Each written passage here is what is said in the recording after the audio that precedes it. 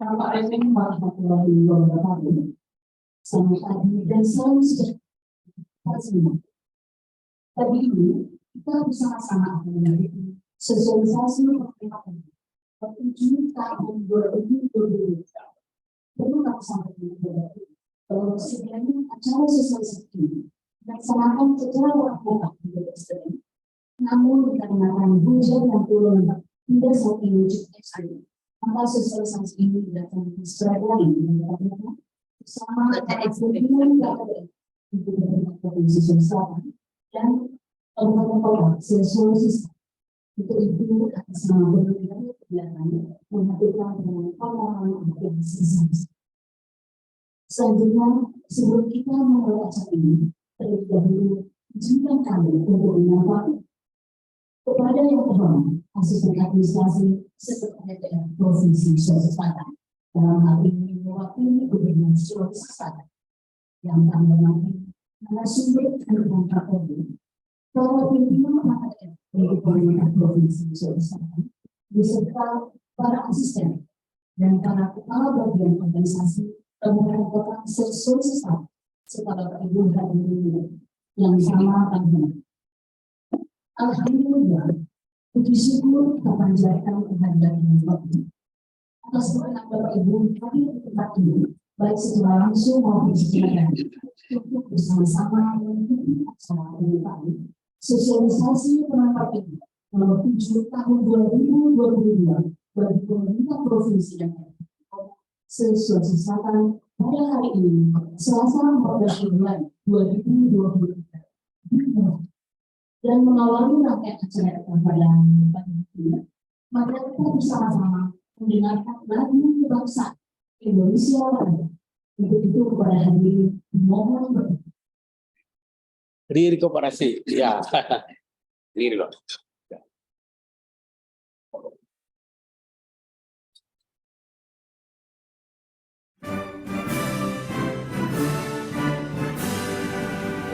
Kawan perut.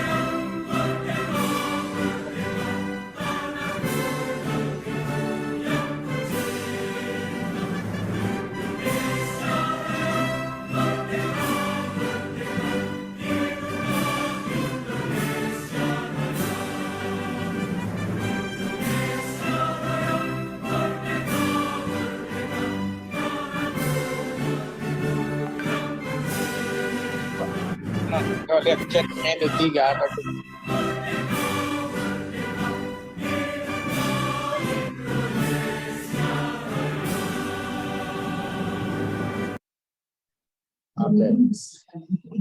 Oke. Hadir semua. Oke. Kasih mute Ki PKD. Oleh asisten administrasi Provinsi Sulawesi Selatan sekaligus memberikan secara resmi.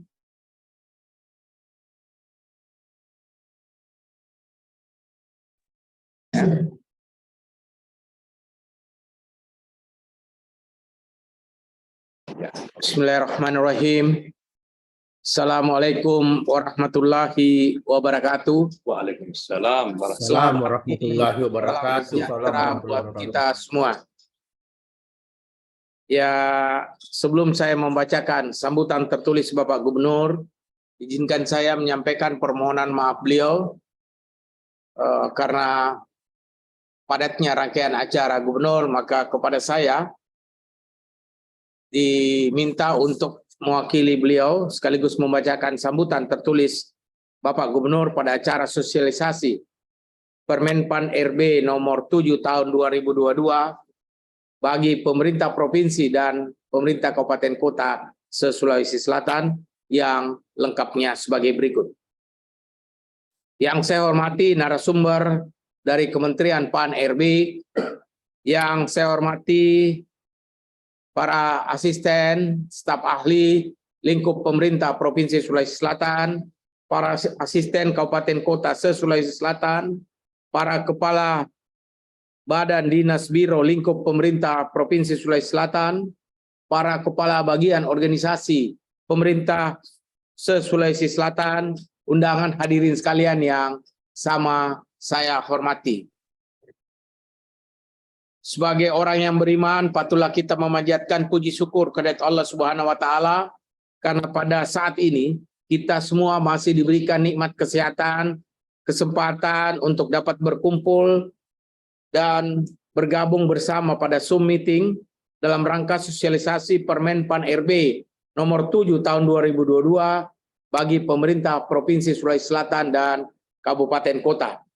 Di awal sambutan ini, saya ingin mengapresiasi pelaksanaan kegiatan ini oleh Biro Organisasi Pemerintah Provinsi Sulawesi Selatan yang mendorong percepatan implementasi kebijakan pemerintah dalam kaitannya dengan penyederhanaan birokrasi, yaitu penyesuaian tentang sistem kerja sebagaimana diatur dalam Permenpan RB nomor 7 tahun 2022.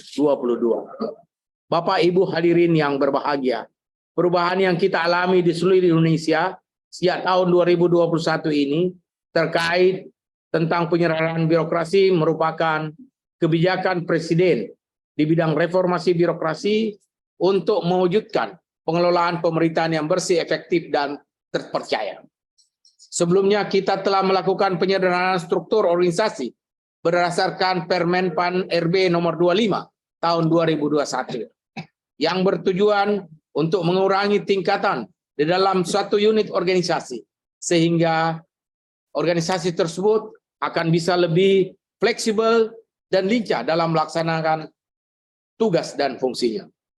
Kemudian dilanjutkan dengan penyetaraan jabatan yang dilakukan dengan pengalihan pejabat administrasi yang unit organisasinya dirampingkan menjadi pejabat fungsional yang disetarakan sebagaimana diatur dalam Permenpan nomor 17 tahun 2021. Dalam hal ini telah selesai dan kita sudah lakukan pelantikan pejabat yang disetarakan tersebut pada tanggal 31 Desember 2021 yang lalu. Adanya perubahan struktur organisasi dan pengalihan jabatan administrasi ke jabatan fungsional sudah barang tentu mengharuskan pula adanya sistem kerja baru. Cara kerja yang dilakukan sebelum dan terjadinya perubahan tentu tidak akan efektif dilakukan dalam struktur organisasi baru dan teralihnya pejabat administrasi menjadi pejabat fungsional. Bapak Ibu hadirin yang saya hormati, pelaksanaan sistem kerja baru berdasarkan Permenpan nomor 7 tahun 2022 ini yang kita akan dengarkan dan kita akan sosialisikan hari ini oleh perwakilan Kemenpan RB tentu saja masih menyisakan sejumlah pertanyaan di daerah. Sebagai contoh misalnya, apa dan bagaimana peran pejabat administrasi yang masih termuat di dalam struktur organisasi beberapa perangkat daerah, sebagaimana pemodelan yang disampaikan oleh Kemenpan RB sendiri.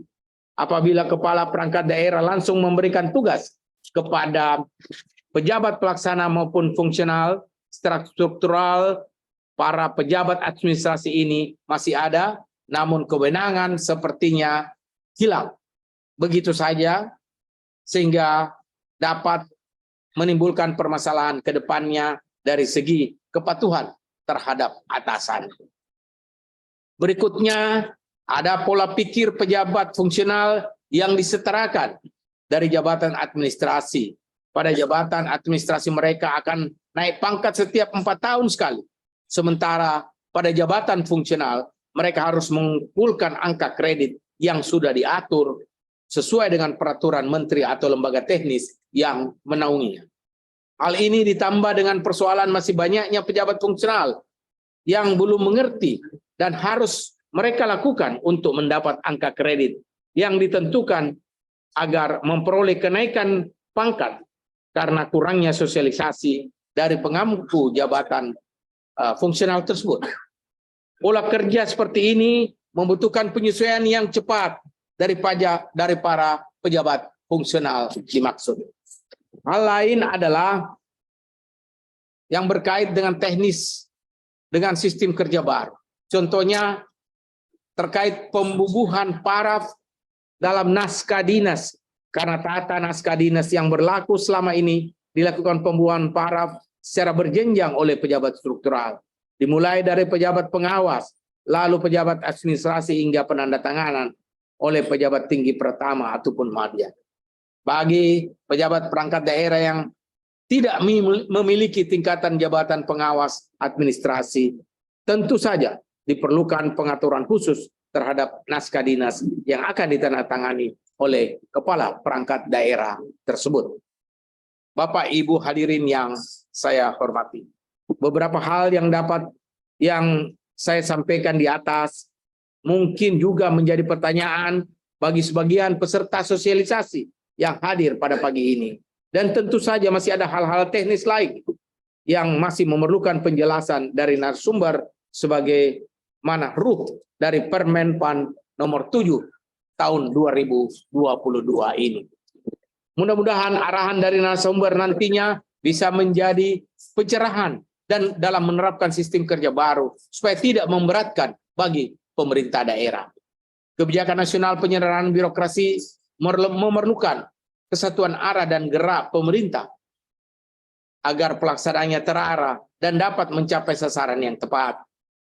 Hal tersebut dapat tercapai apabila pemerintah secara berkesinambungan melakukan pembinaan berkenaan dengan penyesuaian sistem kerja, sehingga daerah akan memperoleh pemahaman tentang arah dan tahapan yang akan dilaksanakan. Bapak Ibu hadirin yang saya hormati, mengakhiri sambutan ini, saya mengucapkan selamat mengikuti sosialisasi Permen PAN RB nomor 7 tahun 2022 ini, dan menyampaikan terima kasih kepada narasumber dari Kementerian PAN dan Reformasi Birokrasi yang berkenan hadir secara daring dalam acara sosialisasi pada pagi hari.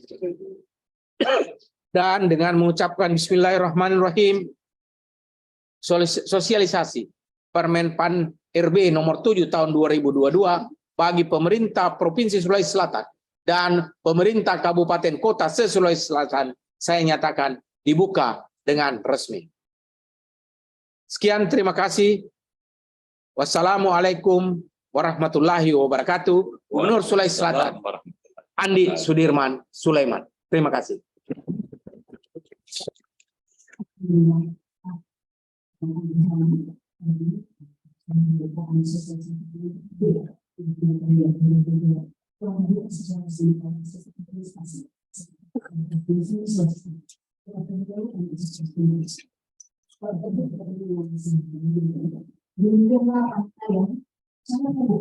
Sosialisasi pertanyaan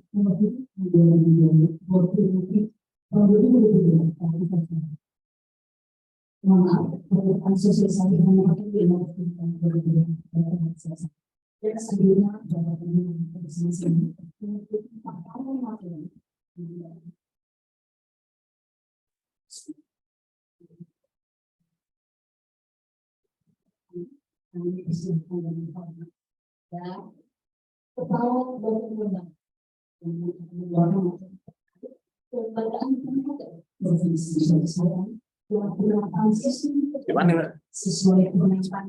Sini kan juga. Nanti materinya di share. Enggak, di sini aja. Sini kok. Atau sing buat dengan ya. Enggak ada masalah. Kita ada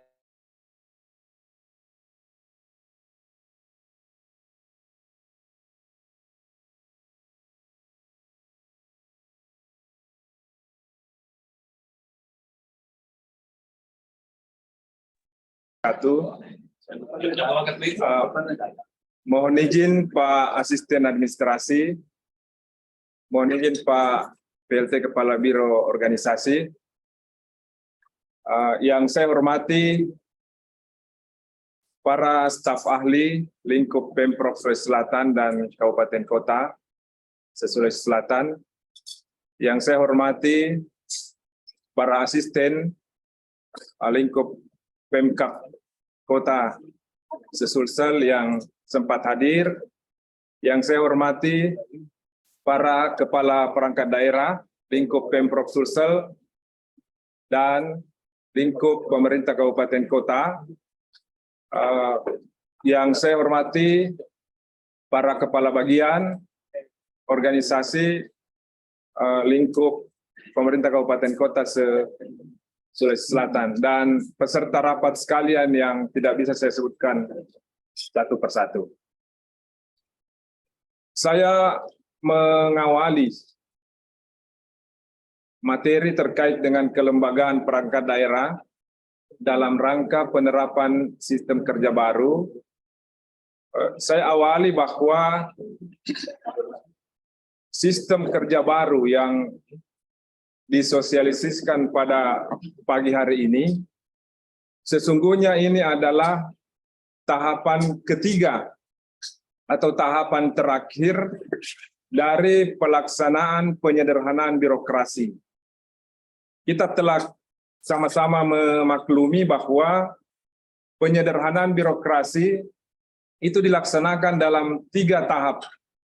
Dimulai pada tahun 2021, yaitu tahap penyederhanaan struktur organisasi.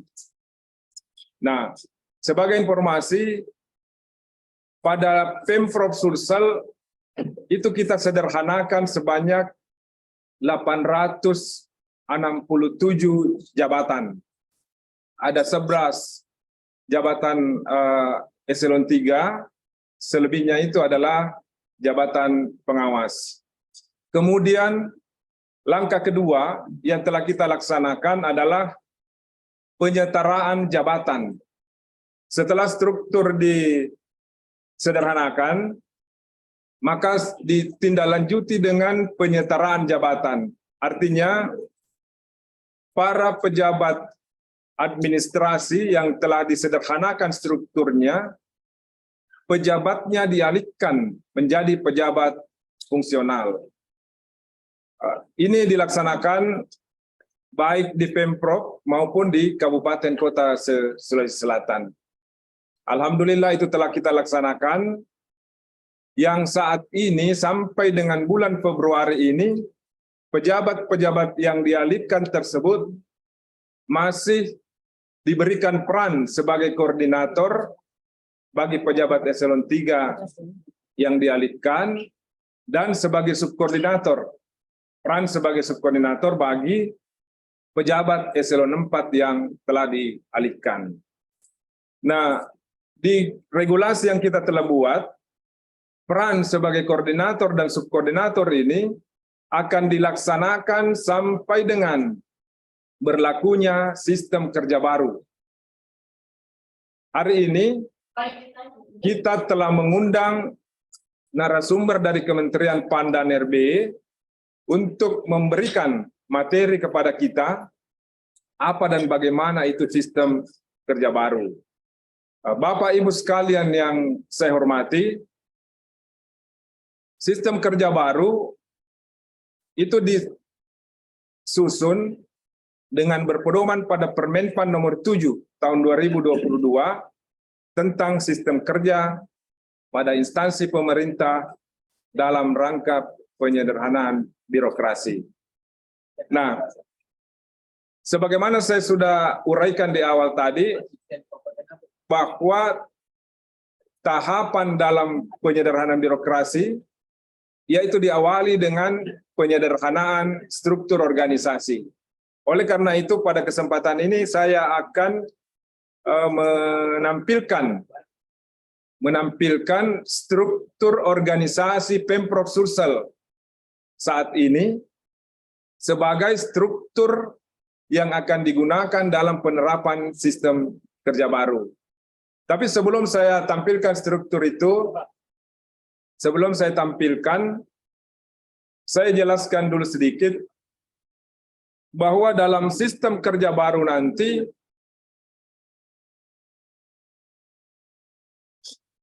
penugasan yang diberikan kepada pejabat fungsional atau pelaksana itu bisa dalam bentuk penugasan perorangan individu atau bisa dalam bentuk tim kerja. Bisa dalam lingkup unitnya sendiri, penugasan juga bisa lintas unit, malah bisa penugasan dalam lintas instansi. Itu nanti akan dijelaskan lebih lanjut oleh Ibu Widiawati, Ibu Kabag Ketatalaksanaan pada Biro Organisasi. Bapak Ibu sekalian yang saya hormati, kita sama-sama berharap nanti ketika narasumber dari Kemenpan RB akan memberikan materi, mari kita fokus untuk menggunakan kesempatan ini guna mempertanyakan hal-hal yang bagi kita ini belum jelas, belum clear.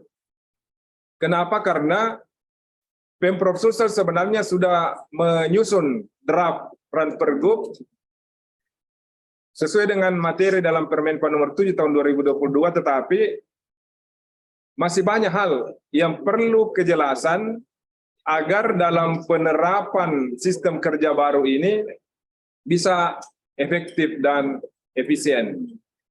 Sebagai informasi juga bahwa seharusnya sistem kerja baru ini kita sudah berlakukan tanggal 10 Februari atau bulan ini, bulan ini Februari, tetapi karena kita ingin agar penerapan sistem kerja ini berjalan dengan efektif, maka kita lakukan kegiatan dalam bentuk sosialisasi ini yang menghadirkan langsung narasumber dari Kemenpan dan RB. Itu sebagai pengantar Bapak Ibu sekalian. Nah, sekarang saya akan masuk kepada struktur organisasi perangkat daerah Pemprov Sulawesi Selatan. Nah, tentunya struktur pada Pemprov ini kurang lebih sama dengan struktur pada Pemda Kabupaten Kota. Yang beda tentunya hanya di sekretariat daerah. Di mana kalau di sekretariat daerah Provinsi Sulawesi Selatan, strukturnya itu kan sampai 5 layer, 5 tingkatan. Nah, sehingga ada perbedaan dengan setda pada kabupaten kota. Di setda provinsi dimulai dari sekretaris daerah, kemudian ada asisten, lalu kepala biro, kepala bagian, dan kepala sub bagian. Nah, sekarang saya masuk ke struktur organisasi setda provinsi Sulawesi Selatan. Mohon maaf, ini nomenklaturnya kami belum tampilkan, tetapi bagan struktur ya sudah seperti ini. Ke kiri lagi, mulai dari biro pertama. Nah, Bapak Ibu sekalian, untuk struktur di sekretariat daerah, di Pemprov itu ada 3 asisten. Masing-masing asisten membawahi biro-biro. Nah, setelah penyederhanaan struktur, kita lihat sekarang, misalnya biro pertama di bawah asisten pemerintahan dan Kesra, di situ adalah biro pemerintahan dan otonomi daerah. Strukturnya itu tinggal 1 bagian di bawahnya, kemudian ada sub bagian tata usaha biro. Kenapa demikian? Ini karena ada permodelan yang telah diterbitkan oleh Kementerian PAN dan RB. Inilah yang kita ikuti, sama dengan pemerintah kabupaten kota dalam menata strukturnya, itu mengikuti permodelan dari Kementerian PAN dan RB. Nah, melihat struktur pada biro pertama ini, sudah sudah sangat simple. Biro membawahi satu bagian, kemudian ada satu subbagian tata usaha biro. Struktur inilah yang akan digunakan, inilah yang akan menjadi bagian dari penerapan sistem kerja yang baru.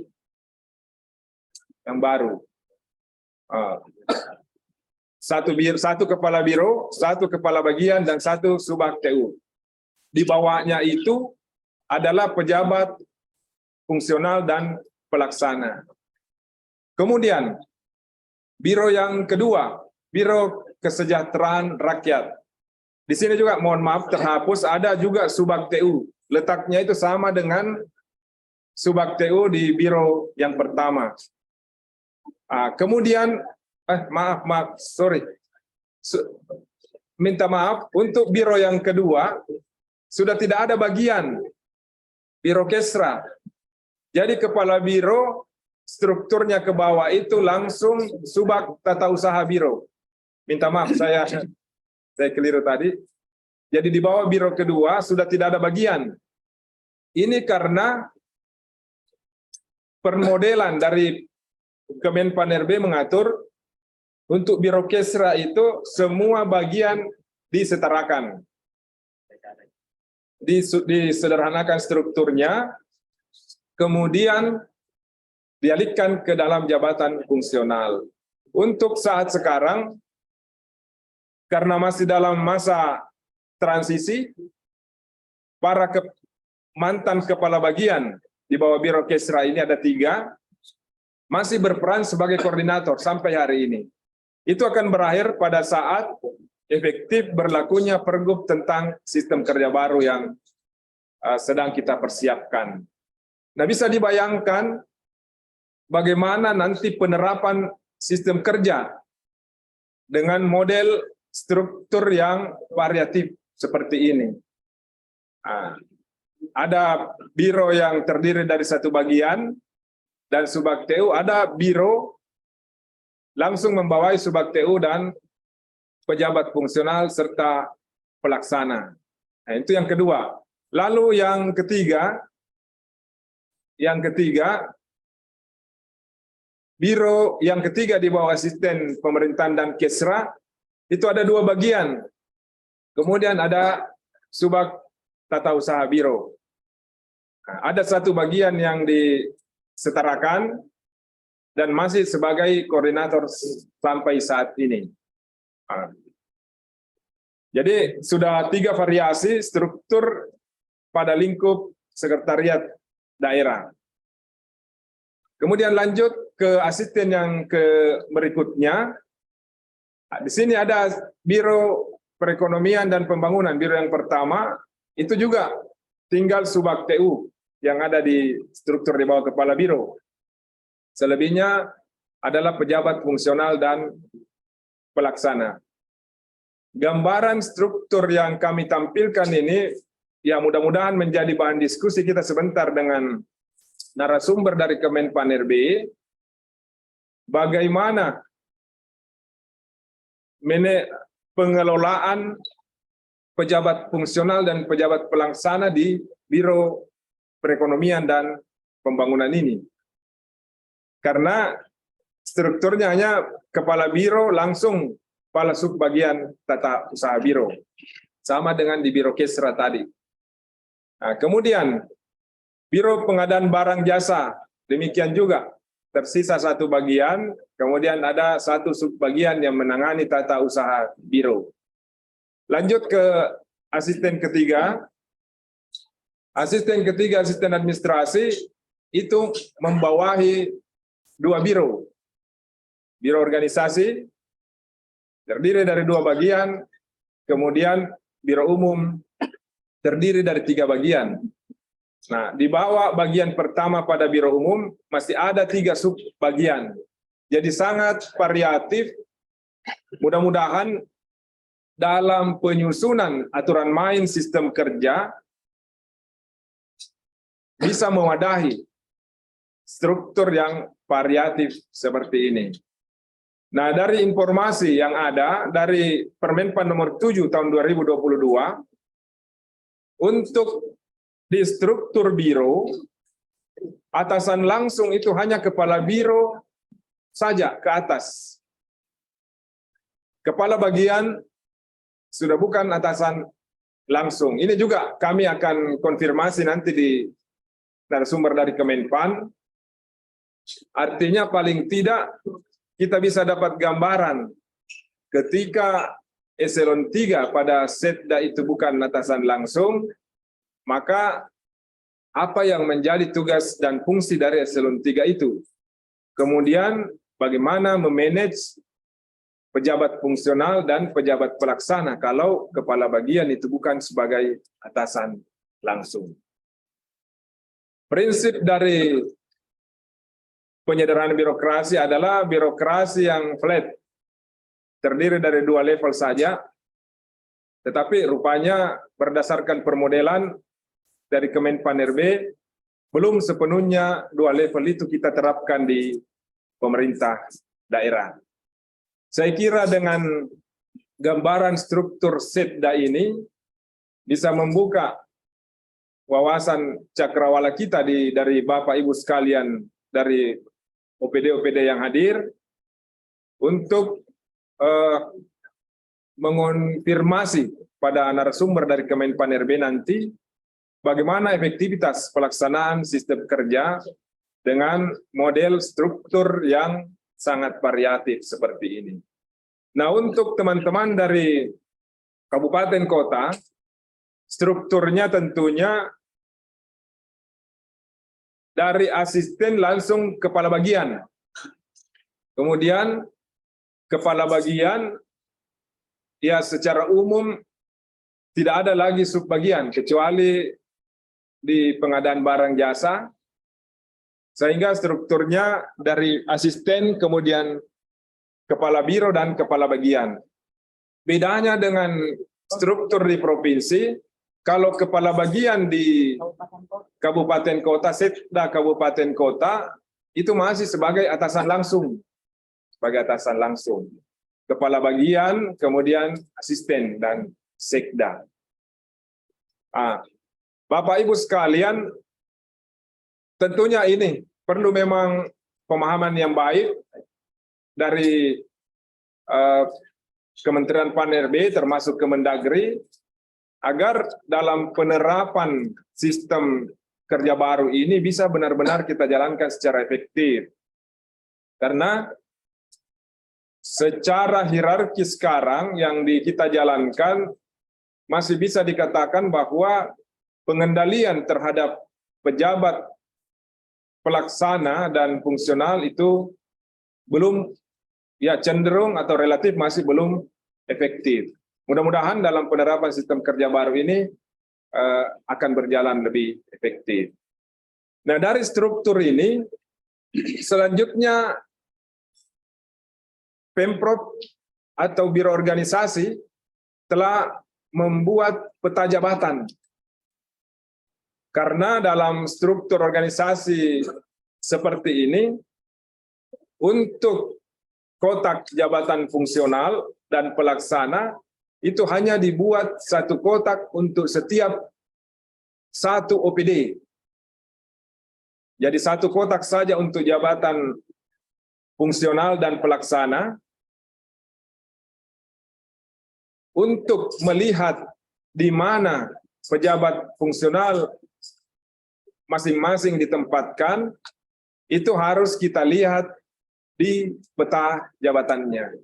Sebelum masuk ke peta jabatan, saya akan buka dulu struktur dinas.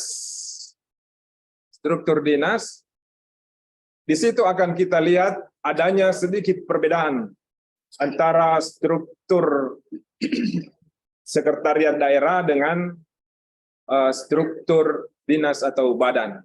Tidak apa-apa, kita mulai dulu dari sekretariat DPRD. Kalau sekretariat DPRD provinsi, strukturnya seperti ini. 3 bagian ini sudah ompong, sudah dialihkan ke jabatan fungsional. Insya Allah pada saat berlakunya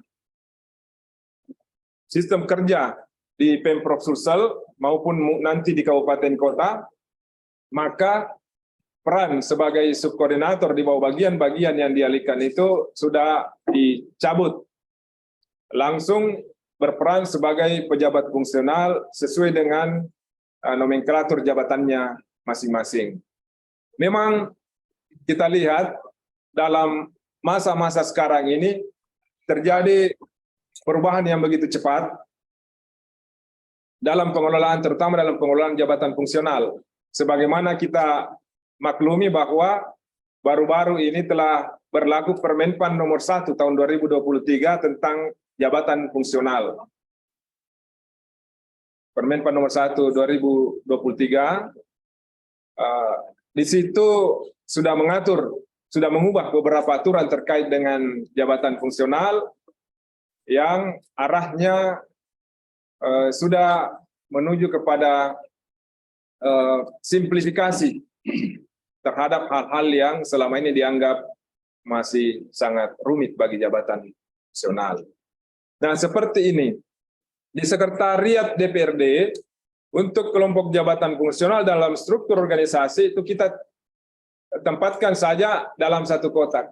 Ini bukan berarti jabatan fungsional itu semua dibawahi oleh kepala bagian atau kepala subbagian.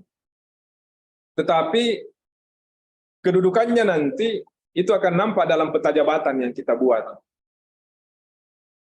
Peta jabatan itu, ya, kerangkanya seperti ini juga.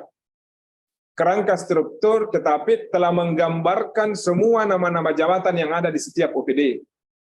Misalnya, di bawah bagian TU, subbagian tata usaha misalnya, di situ jabatan-jabatan apa yang ada yang dibutuhkan. Kemudian jabatan yang dibutuhkan dan berapa yang telah mengisi jabatan-jabatan itu. Jadi akan nampak semua jabatan-jabatan yang ada atau dibutuhkan dalam setiap OPD masing-masing. Kemudian lanjut ke inspektorat. Ya. Inspektorat seperti ini. Ada irban, kemudian tetap dicantumkan kelompok jabatan fungsional pengawasan di bawah masing-masing irban. Kenapa demikian? Karena ini diatur secara limitatif dalam PP 18 tahun 2016 tentang perangkat daerah bahwa irban itu membawahi kelompok jabatan fungsional pengawasan. Nah, tetap juga kita buat peta jabatan, misalnya di bawah irban 1, kelompok jabatan fungsional apa yang ada di situ, apa yang dibutuhkan, dan berapa yang telah mengisinya sekarang. Untuk kelompok jabatan fungsional dan pelaksana yang kotak di bawah ini, itu berisi jabatan-jabatan fungsional yang bukan merupakan jabatan fungsional pengawasan. Misalnya, perencana, analis, SDM, aparatur, dan lain-lain sesuai yang dibutuhkan.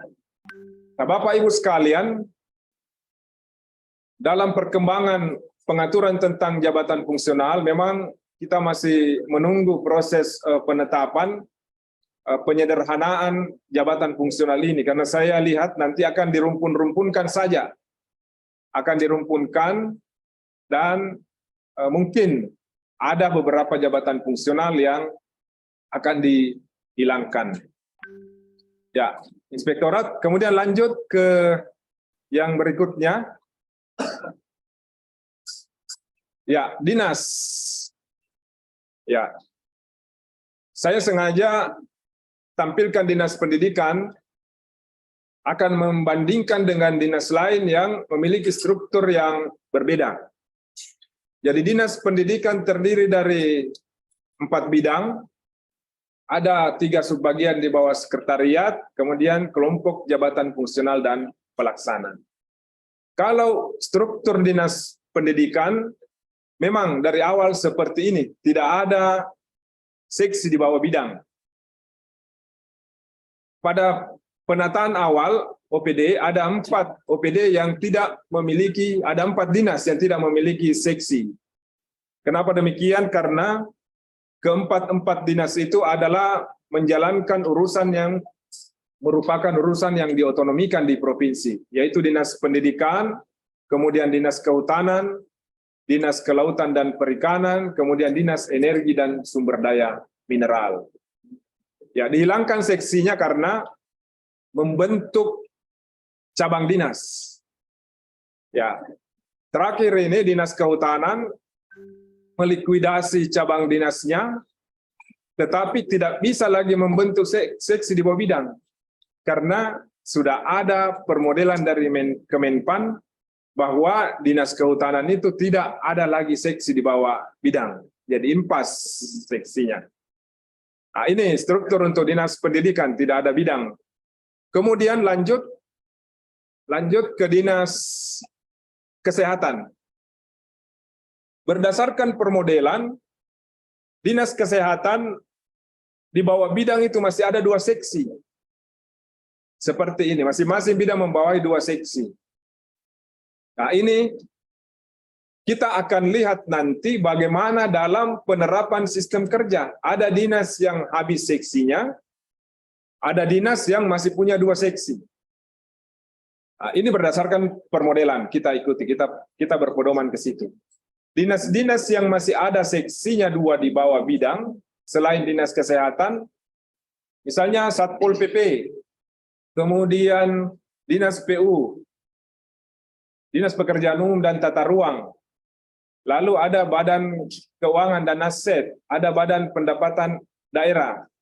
Itu semua ada seksi 2 di bawah bidang. Nah, ini penting untuk kita cermati karena dalam penerapan sistem kerja itu ada 6 mekanisme di dalamnya. Itu diawali dari kedudukan. Jadi kedudukan setiap fungsional dan pelaksana harus jelas. Dia berada di mana? Dia berada di mana? Apakah dia di bawah kepala dinas secara langsung, pejabat fungsional itu? Apakah dia di bawah bidang? Dan seterusnya. Nah, untuk menempatkan dia di bawah kepala dinas atau di bawah bidang atau di bawah seksi, itu harus jelas dulu. Apakah kepala seksi itu sebagai atasan langsung? Kalau berdasarkan Permenpan nomor 7 untuk dinas, atasan langsung itu adalah kepala dinas dan kepala bidang. Nah, ini untuk seksi, kita akan diskusi nanti dengan Kemenpan RB, apakah masih sebagai atasan langsung atau sebagai apa nanti untuk seksi itu. Kalau dia 2 layer. Nah, Bapak Ibu sekalian, untuk melihat kedudukan pejabat fungsional dan pelaksana, saya sudah sampaikan tadi bahwa kita akan tetapkan dalam peta jabatan. Nah, sistem kerja juga mengatakan bahwa kedudukan setiap pejabat fungsional dan pelaksana itu akan dilihat pada peta jabatan yang telah ditetapkan oleh kepala daerah. Nah, ini struktur untuk dinas yang ada 2 seksinya. Kemudian lanjut. Wah, sudah habis. Ya. Sekarang Bapak Ibu sekalian, kita sudah lihat variasi struktur pada organisasi kita. Nah, struktur untuk dinas ini di kabupaten kota juga seperti ini. Ada dinas yang habis seksinya, kemudian ada juga dinas yang masih memiliki 2 seksi. Tetapi 2 seksi di Pemprov tidak otomatis dinas itu 2 juga seksinya di kabupaten kota. Karena Kemenpan telah memilah di kabupaten kota itu dinas apa yang 2 seksinya dan dinas apa yang sudah disetarakan semua seksinya. Nah, sekarang saya akan masuk ke gambaran tentang peta jabatan.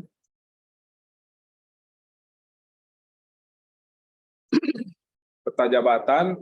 Nah, ini sementara kita susunan JAP-ABK-nya sekarang, dokumennya sudah masuk, dalam waktu dekat kami akan ajukan kepada Bapak Kepala Biro untuk mendapat arahan lebih lanjut. Saya berikan contoh untuk dinas sosial. Berdasarkan struktur yang ada tadi, bahwa dinas sosial itu di bawah kepala dinas ada sekretaris kelas 12, kemudian membawahi 3 subak. 3 subak, misalnya subak program itu membawahi pejabat fungsional dan pejabat pelaksana. Pejabat pelaksana. Nih. Kita harus pilih kalau jenjangnya jabatan fungsional itu lebih tinggi daripada kepala subak program, maka dia harus ditempatkan di bawah kepala dinas secara langsung. Misalnya, analis kebijakan media, nah itu kelasnya lebih tinggi daripada kepala subak program, maka dia ditempatkan di bawah kepala dinas secara langsung. Nah, seperti ini gambarannya. Ada jabatan pelaksana, misalnya di bawah subak program. Ada analis perencanaan, evaluasi dan pelaporan. Ini pelaksana semua. Jadi di bawah subak program ini saya lihat tidak ada perencana sebagai pejabat fungsional. Tidak butuh. Tapi yang dia butuhkan adalah analis perencanaan kelas 7. Kalau di bawah subak umum kepegawaian dan hukum itu ada jabatan fungsional, analis SDM aparatur pertama. Nah, bisa saja kepala subak program ini didukung nanti oleh pejabat fungsional perencana, tapi letaknya bukan di bawah subak program langsung. Dia di bawah kepala dinas, karena misalnya dia kalau ada media misalnya ya, dia di bawah kepala dinas. Nah, seperti itu selanjutnya. Kemudian di bawah subak umum kepegawaian dan hukum kelihatan ada analis SDM, ada jabatan pelaksana, analis kinerja, analis jabatan dan seterusnya. Ini yang sementara kami finalkan, dan Bapak Ibu sekalian, peta jabatan ini yang diperoleh dari hasil Anjap ABK, ini juga sangat kita butuhkan sekarang untuk disampaikan ke Kemendagri, ke Biro Organisasi Setjen. Ini berkaitan dengan pemberian TPP tahun 2023 ini. Jadi sementara ditunggu dokumennya oleh Kemendagri, sekarang kita sudah koordinasikan ke semua OPD untuk segera menginput di dalam aplikasi Simona. Sementara di input sekarang. Ibu Ati pernah tanya saya, itu Simona cantik orangnya? Saya bilang barangkali, karena saya belum pernah lihat juga. Ya, siapa itu Simona? Nah, ini seperti ini strukturnya. Kemudian turun ke bidang. Nah, di bidang ini juga sudah tergambar jabatan fungsional dan pelaksana apa yang ada di bawah bidang. Misalnya, dan di bawah bidang ini jabatan fungsional yang ada tentunya adalah jabatan fungsional yang sesuai dengan teknis masing-masing bidang. Sesuai teknisnya. Demikian juga untuk pelaksananya, itu tentunya adalah pelaksana yang tugasnya untuk mendukung fungsi-fungsi teknis pada masing-masing bidang. Nah, ini Bapak Ibu sekalian, dengan gambaran yang saya uraikan ini, yang kami uraikan ini kita akan masih mendengarkan nanti dari Kemenpan RB untuk di Pemprov, apakah, karena di Permenpan nomor 7 yang kami baca, yang saya baca, untuk atasan langsung pada dinas, itu adalah kepala dinas dan kepala bidang. Nah, mudah-mudahan nanti akan clear apa peran dari kepala seksi ketika atasan langsung itu hanya kepala dinas dan kepala bidang saja. Apakah kepala seksi masih bisa dalam peta ini ada fungsional dan pelaksana di bawahnya, sementara dia bukan lagi sebagai atasan langsung misalnya. Nah, kita perlu melihat juga dalam aturan dalam PP 11 2017 tentang manajemen PNS, itu diatur bahwa diubah dengan PP 72 tahun 2019, itu diatur bahwa pejabat fungsional itu berada di bawah pejabat pimpinan tinggi media, pejabat pimpinan tinggi Pratama, pejabat administrator atau pejabat pengawas Keluar kita. sesuai dengan keterkaitan tugasnya. Masuk. Nah, itu yang perlu clear nanti agar dalam pelaksanaan Jadi nggak bisa masuk. sistem kerja kita itu berjalan efektif.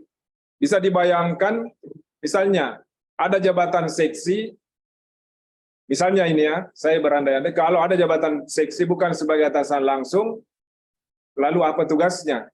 Dan bagaimana dalam memanage pejabat fungsional atau pejabat pelaksana, kalau dia bukan sebagai atasan langsung. Tapi ini masih kita akan diskusi nanti dengan narasumber dari Kemenpan RB. Kemudian Bapak Ibu sekalian, terkait dengan struktur, ya saya sampaikan bahwa saat ini untuk struktur organisasi Pemprov itu sudah tahap finalisasi struktur baru yang sudah menghapus seluruh kotak koordinator dan subkoordinator. Tapi bukan berarti dihapus strukturnya hari ini, koordinator dan subkoordinatornya sudah langsung berhenti menjalankan perannya. Tidak, ada ketentuan peralihan. Ada ketentuan peralihan, itu akan berakhir nanti pada saat diberlakukannya Pergub tentang sistem kerja baru yang sementara kita persiapkan ini. Terakhir, Bapak Ibu sekalian, mohon dalam diskusi nanti dengan narasumber dari Kemenpan, ya mari kita sama-sama meminta penjelasan yang sebaik-baiknya, sehingga dalam pelaksanaannya nanti, saya ulangi lagi, kita bisa jalankan dengan efektif. Mengapa demikian? Karena sampai dengan hari ini, kita bekerja sesuai dengan hierarki yang ada. Walaupun sebenarnya sudah disetarakan jabatan struktur eselon 4 dan eselon 3 beberapa, tetapi dalam pelaksanaannya kita itu masih sebenarnya berdasarkan prinsip hierarki yang kita laksanakan seperti selama ini. Bisa dibayangkan kita akan mengubah menjadi sistem kerja yang flat, agile, lincah. Tentunya kita perlu pemahaman yang sama dulu, kemudian ya tentunya akan ada masa adaptasi. Tidak mungkin kita terapkan sistem kerja semua akan berjalan secara penuh, tetapi paling tidak secara prinsip dalam Permenpan itu kita sudah bisa jalankan. Apapun ketika ada kendala itu tentunya menjadi bahan evaluasi kita nanti. Evaluasi dan dikoordinasikan ke biro organisasi untuk mendapatkan arahan atau solusi dalam pelaksanaannya. Itu sebagai pengantar dari saya. Mohon izin Pak Asisten dan Pak Kepala Biro Organisasi untuk sementara sampai di peta ini saya sampaikan. Selanjutnya saya kembalikan barangkali kepada MC untuk materi selanjutnya. Sama paparan materi kelembagaan dalam penerapan sistem kerja baru sistem Kemenpan nomor 7 tahun 2022.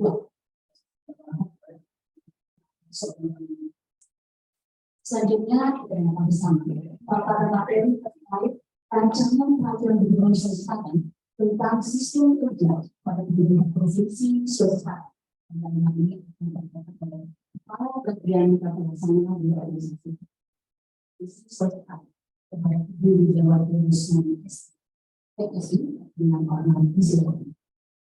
Terima kasih, Ibu Ros. Mohon izin Pak Asisten, mohon izin Kepala Biro dan teman-teman Kepala Bagian dan tim dari Biro Organisasi. Assalamualaikum warahmatullahi wabarakatuh. Selamat pagi menjelang siang dan salam sejahtera bagi kita semua. Pada kesempatan ini, saya mungkin tidak usah menghormati semua karena tadi kita sudah menghormati ada kepala bagian organisasi kabupaten kota, mungkin ada asisten kabupaten kota yang sempat hadir sama-sama kita dari Kemenpan. Jadi kita berdua di sini kepala bagian sekaligus mengisi waktu sambil menunggu pemateri kita atau narasumber kita dari Kemenpan RB yang pada kesempatan ini mereka mengikuti rapat dengan PUTR dan semuanya harus ikut itu, sehingga kami mengisi waktu sambil menunggu dengan dua pemaparan, yaitu terkait dengan kelembagaan dan di bagian tata laksana terkait dengan rancangan pergub tentang sistem kerja baru. Sebelum saya menyampaikan sedikit hal-hal terkait ranpergub ini, ranpergub ini kita sudah rapatkan di tim biro organisasi itu hampir setiap minggu di akhir tahun. Dari bulan Agustus sampai dengan Desember, hampir setiap minggu kita mengkaji, mengkoordinasikan terkait rancangan perubahan Gubernur Sulawesi Selatan tentang sistem kerja pada pemerintah Provinsi Sulawesi Selatan. Dan terakhir kami di bulan Januari rapat di ruang asisten administrasi dan menghadirkan asisten administrasi, kepala biro, dan beberapa perwakilan dari dinas, badan, serta biro. Nah, seperti kita ketahui bahwa penyederhanaan birokrasi dilakukan melalui 3 tahapan. Penyederhanaan struktural organisasi yang sudah kita lakukan dari sejak tahun 2021 ya Pak, Desember 2021 dengan melantik beberapa pejabat fungsional contohnya dan merubah dari pejabat kepala seksi menjadi subkoordinator atau nantinya menjadi pejabat fungsional. Selanjutnya ada penyetaran jabatan dan yang ketiga penyesuaian sistem kerja baru. Nah ini penyesuaian sistem kerja baru kita berdasarkan pada peraturan Permenpan RB nomor 7 tahun 2022. Nah pada rancangan Pergub kita terdiri dari 3 bab, yaitu bab 1 terkait dengan ketentuan umum, terdiri dari 3 pasal, sedangkan bab 2 sistem kerja yang terdiri dari 3 bagian, 12 paragraf dan 30 pasal. Untuk bab 3 penutup terdiri dari 1 pasal. Nah, untuk bab 1 ketentuan umum, di situ ada definisi pasal 1, maksud pengaturan sistem kerja pasal 2, serta prinsip sistem kerja di pasal 3. Untuk bab 1 sistem kerja, ada bagian ke-1 terkait dengan mekanisme kerja, bagian kedua tanggung jawab pejabat, penilai kinerja, pimpinan unit organisasi, ketua tim, dan anggota tim. Dan situ akan menjelaskan apa tanggung jawab pejabat penilai kinerja, pimpinan unit organisasi, dan anggota tim. Sedangkan di bagian ketiga ada proses bisnis. Untuk tahapan mekanisme kerja ada perencanaan, ada pelaksanaan, dan evaluasi. Dan selanjutnya mekanisme kerja terdiri dari ada kedudukan, ada penugasan, pelaksanaan tugas, pertanggungjawaban pelaksanaan tugas, pengelolaan kinerja, serta pemanfaatan teknologi informasi dan komunikasi. Selanjutnya kedudukannya, kita membahas masalah kedudukannya. Di situ pejabat fungsional dan pelaksana berkedudukan di bawah dan bertanggung jawab secara langsung kepada pejabat pimpinan tinggi madya, pejabat pimpinan tinggi pratama, pejabat administrator atau pejabat pengawas, seperti yang disampaikan oleh Pak Andi Baso tadi sebagai dari bagian kelembagaan. Dalam hal pejabat fungsional diangkat untuk memimpin suatu unit kerja berdasarkan ketentuan peraturan perundang-undangan, pejabat fungsional tersebut dapat membawahi pejabat fungsional dan pelaksana. Sedangkan untuk penentuan kedudukan dan tanggung jawab disesuaikan dengan struktur organisasi pada masing-masing perangkat daerah. Dapat kita lihat tadi struktur organisasi yang disampaikan oleh bagian kelembagaan. Nah, dari situ dapat kita sesuaikan penentuan kedudukan dan tanggung jawabnya. Selanjutnya, kedudukan pejabat fungsional dan pelaksana ditetapkan oleh pejabat pembina kepegawaian dalam peta jabatan. Nah, ini untuk penugasannya dapat kita lihat di sini. Penugasan bisa secara dalam unit kerja, penugasan lintas instansi pemerintah, pengajuan sukarela, dan penunjukan lintas unit organisasi. Bapak Ibu dapat saksikan di sini, dapat lihat di layar monitor bahwa dalam penugasan bisa dalam unit organisasi, dalam unit lingkup kita sendiri, OPD kita sendiri, lintas instansi pemerintah, misalnya saya akan dipakai oleh instansi pemerintah yang lain. Pengajuan sukarela bahwa saya akan membantu untuk tim kerja ini, penunjukan lintas unit organisasi, lintas OPD, dan itu semua harus seizin dari kepala OPD masing-masing atau kepala unit organisasi masing-masing. Nah, untuk individu atau unit organisasi pelaksanaan tugasnya, sedangkan untuk tim kerja ada dari unit organisasi, lintas unit organisasi, dan lintas instansi pemerintah. Untuk pertanggungjawaban pelaksanaan tugas dalam rancangan Pergub kita kali ini adalah bahwa pertanggungjawaban pelaksanaan tugas pejabat fungsional atau pelaksana terdiri atas pertanggungjawaban secara individu dan atau pertanggungjawaban dalam tim kerja. Sedangkan untuk pertanggungjawaban pelaksanaan tugas pejabat fungsional atau pelaksana secara individu dilaporkan secara langsung kepada pimpinan unit organisasi. Untuk pertanggungjawaban pelaksanaan tugas pejabat fungsional atau pelaksana dalam tim kerja meliputi pejabat fungsional dan pelaksana yang berperan sebagai anggota tim melaporkan pelaksanaan kepada ketua tim.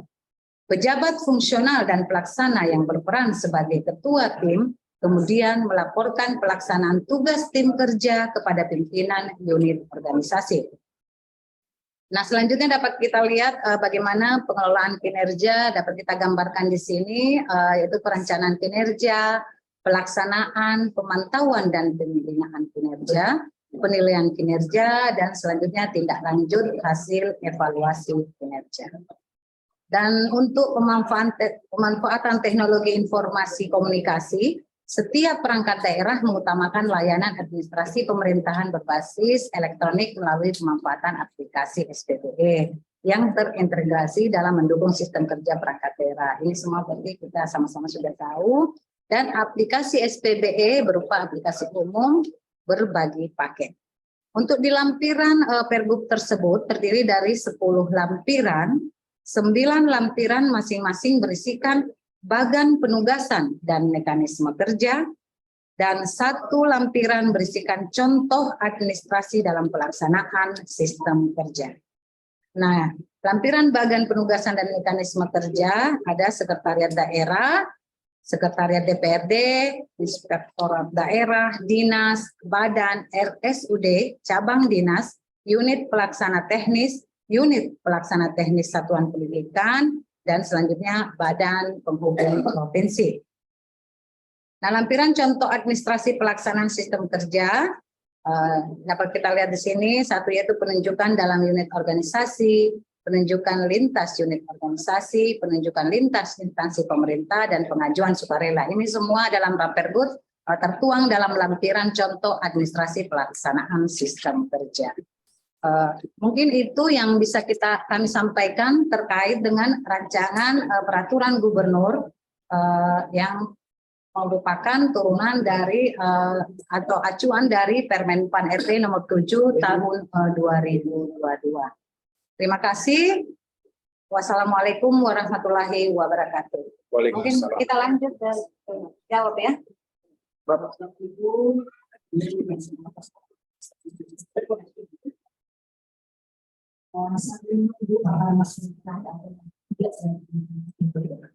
Jam 11 bisa jam 10 atau jam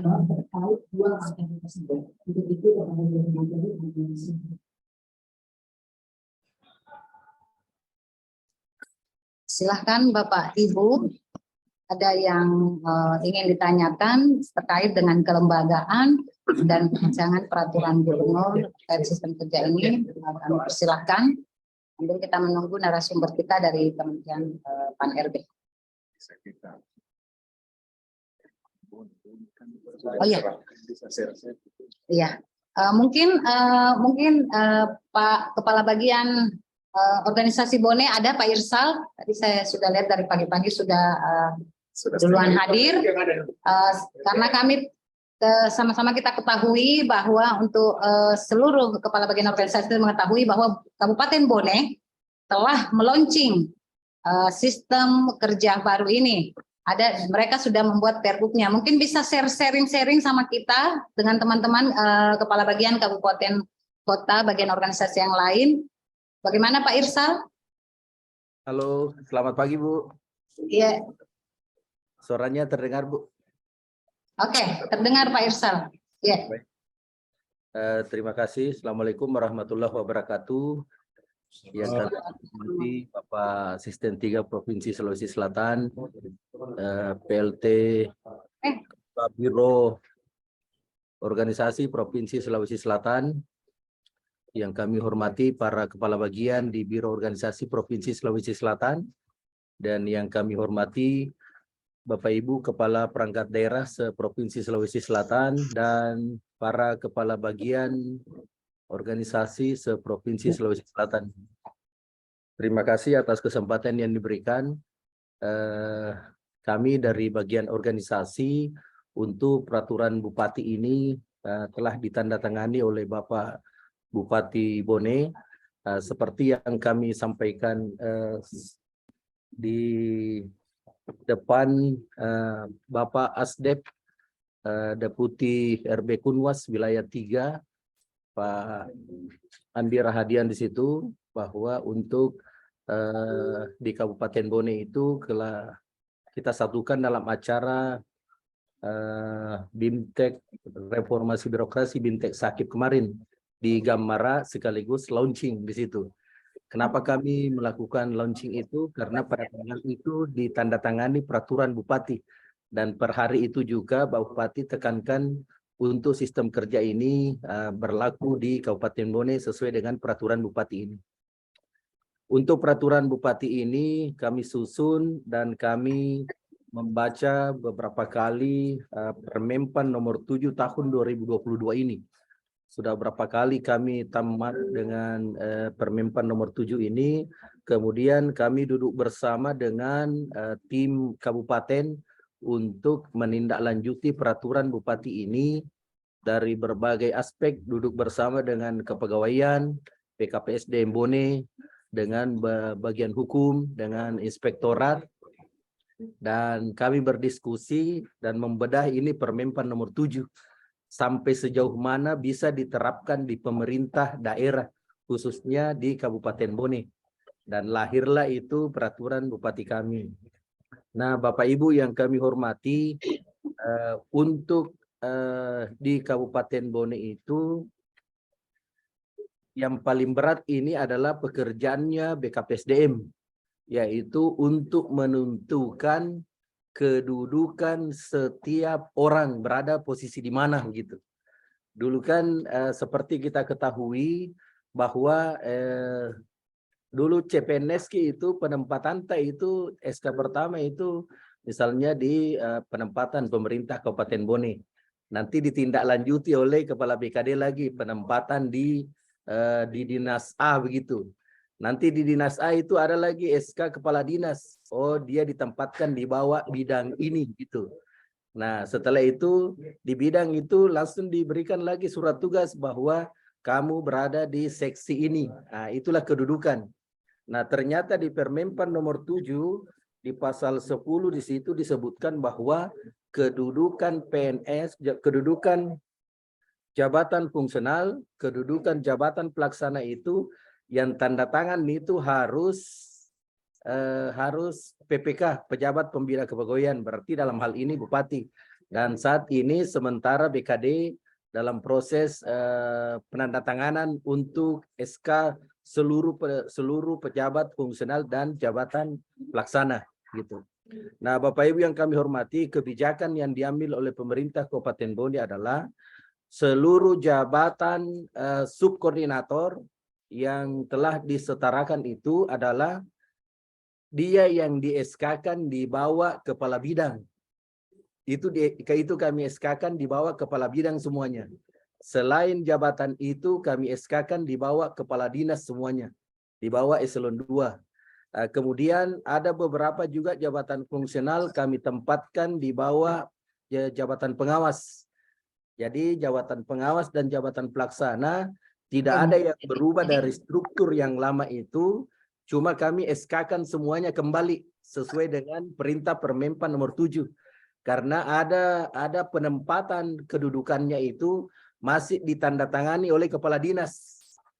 Ada PNS kedudukannya itu ditandatangani oleh kepala bidang.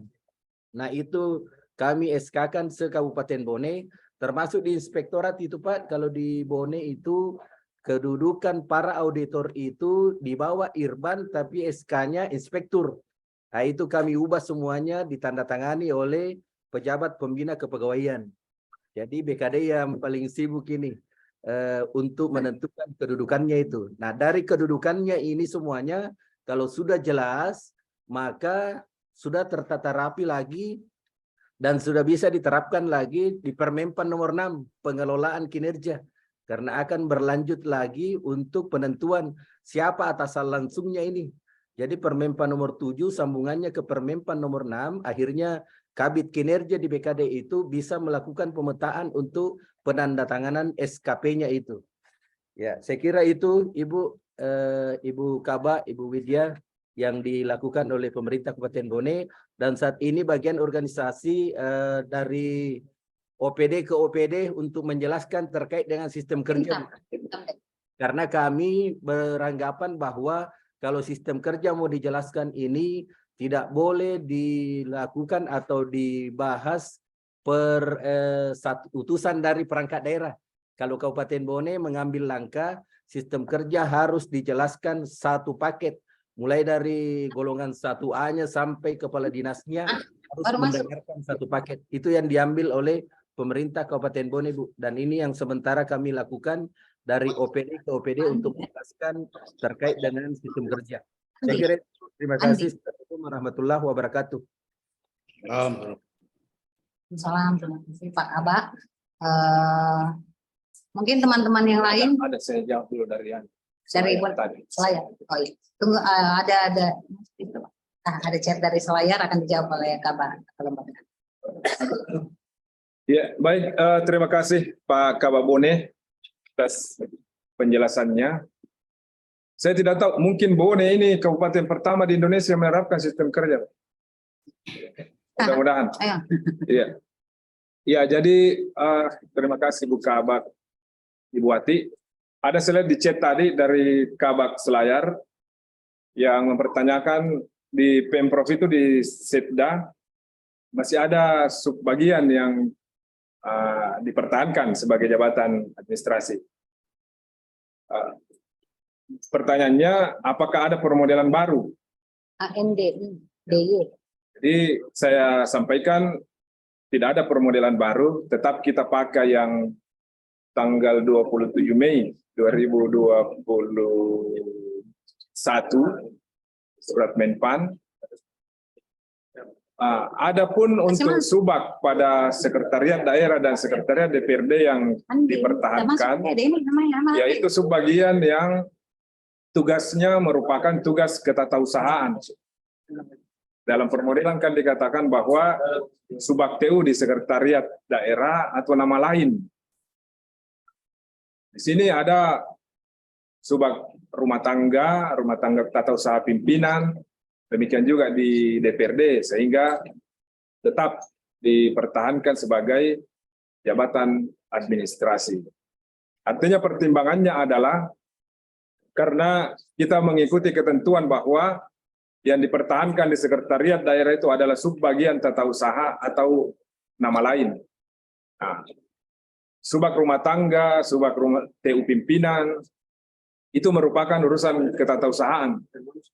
Sehingga kita persepsikan bahwa itu adalah nama lain sebenarnya dari subak tata usaha biro. Tugasnya juga sama, menyangkut ketatausahaan. Saya kira itu Ibu Kabak Selayar. Saya tidak sempat lihat orangnya, tapi saya baca chatnya. Mudah-mudahan suara saya bisa didengar. Ya, kemudian saya teruskan juga, Bapak Ibu sekalian, mohon izin.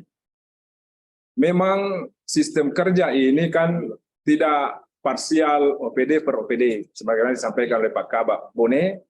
Sistem kerja ini berlaku untuk lingkup masing-masing instansi pemerintah.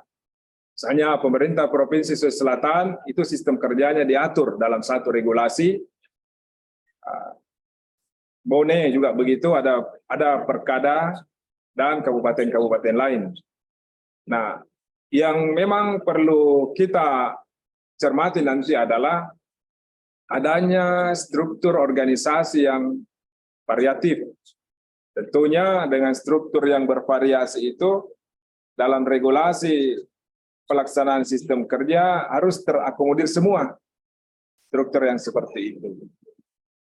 Saya berikan contoh tadi di Sekretariat Daerah Provinsi itu sangat bervariasi strukturnya. Tentunya nanti kami atur sistem kerja yang akan diterapkan mengakomodir semua struktur yang variatif itu. Saya kira begitu. Dan ya, sebenarnya pada prinsipnya kita di Pemprov ini sudah siap dari segi penyiapan aturan, karena Ranpergub itu sudah lama sebenarnya selesai. Kita sudah bawa juga ke Kemenpan RB untuk konsultasi. Yang kita harapkan dari rapat kita, pertemuan kita hari ini, tinggal penyamaan pemahaman saja terhadap hal-hal yang Bapak, Ibu, atau kami pandang masih perlu dikonsultasikan dengan pihak Kemenpan dan RB. Ini memang perlu karena awalnya kami berharap Kementerian Dalam Negeri akan membuat petunjuk teknis khusus untuk Pemda. Rupanya tidak ada petunjuk teknis itu, sehingga memang setelah kita susun regulasi di Pemda, tinggal yang perlu itu adalah menyamakan pemahaman untuk penerapannya. Saya kira itu tambahan dari saya. Selanjutnya saya kembalikan ke Ibu Kabak Tata Laksana untuk melanjutkan diskusi. Silakan. Baik, terima kasih Pak Kabak. Bagaimana Bapak Ibu Kepala Bagian dari Kabupaten Kota atau Bapak Ibu dari Dinas OPD Provinsi, mungkin ada yang ingin ditanyakan terkait dengan apa yang kami telah paparkan tadi sambil kita menunggu materi kita dari Kemenpan RT. Atau mungkin pertanyaannya disimpan-simpan dulu ya Pak untuk narasumber kita. Karena intinya kita juga baru rancangan, sehingga kita membuat sosialisasi ini untuk menerima masukan atau saran dari Bapak Ibu Kabupaten Kota dan OPD Provinsi. Apakah ada untuk menyamakan persepsi kita seperti yang disampaikan oleh Kepala Bagian Kelembagaan, Pak Bukaso. Dari Pangkep, Bu. Dari Pangkep, ya siap. Ya. Saya tidak lihat ini Pangkep. Oh, sudah kelihatan. Kaitan dan penjabatan. Ya, mohon izin Bapak Ibu sekalian, ada pertanyaan dari Kabak Organisasi Kabupaten Pangkep. Apa kaitan pencabutan peraturan Bupati tentang struktur organisasi yang menghapus subkoordinator? Bagaimana kaitannya dengan penyusunan Perbuk Sistem Kerja? Ya, jadi begini Pak Kabak, Bapak Ibu sekalian, dalam peraturan kepala daerah tentang struktur itu memang kita sudah menghapus ketentuan yang mengatur subkoordinator. Kita sudah hapus. Karena struktur yang kita buat ini yang baru itu sudah persiapan untuk pelaksanaan sistem kerja baru. Dalam sistem kerja yang baru nanti, itu kan sudah tidak ada lagi koordinator atau subkoordinator. Yang ada hanya hubungan kerja antara pejabat pimpinan tinggi pertama, kalau di kabupaten, administrator, kemudian pengawas, hubungan kerja dengan pejabat fungsional dan pelaksana. Sudah tidak ada lagi koordinator dan subkoordinator. Oleh karena itu, dalam peraturan struktur yang kita tetapkan sekarang itu sudah dihilangkan koordinator dan subkoordinatornya. Cuma masih diberikan ketentuan peralihan, masih ada perannya dilaksanakan selama belum berlakunya sistem kerja baru ini. Karena kan sistem kerja baru efektif jalan pada saat perkadanya kita sudah tetapkan dan kita sudah terapkan. Disitulah berakhir peran koordinator dan subkoordinator. Oleh karena itu dalam Perbup SOTK sudah kita hilangkan. Sudah kita hilangkan. Dan Perbup SOTK ini sudah relevan nanti dengan Perbup sistem kerja baru. Sudah tidak ada lagi koordinator dan subkoordinator. Ibaratnya ini pesawat yang akan landing. Jadi landingnya tidak keras. Pelan-pelan turun, pas berlaku sistem kerja baru, koordinator dan subkoordinator itu sudah dicabut. Kemudian saya lanjut ke Rumah Sakit Labuan Baji, Pemprov Sulsel. Pertanyaannya adalah mohon penjelasan lebih rinci terkait dengan struktur rumah sakit Pemprov, baik kewenangan dan tanggung jawabnya dan bagaimana penandatanganan SKP-nya. Ya. Yang pertama saya sampaikan bahwa struktur rumah sakit pada Pemprov itu kami sudah ajukan kepada pimpinan. Strukturnya itu berdasarkan PP 72 tahun 2019 tentang perubahan atas PP nomor 16 tahun 2018 terkait dengan kewenangan tanggung jawabnya. Saya mulai bahwa berdasarkan struktur yang kami ajukan itu, maka direktur rumah sakit itu adalah pejabat pimpinan tinggi atau pejabat administrator sesuai dengan kelas rumah sakitnya. Artinya bukan lagi pejabat fungsional yang diberikan tugas tambahan sebagai direktur, tapi direktur itu dijabat oleh pejabat pimpinan tinggi atau pejabat administrator. Kemudian berdasarkan PP 72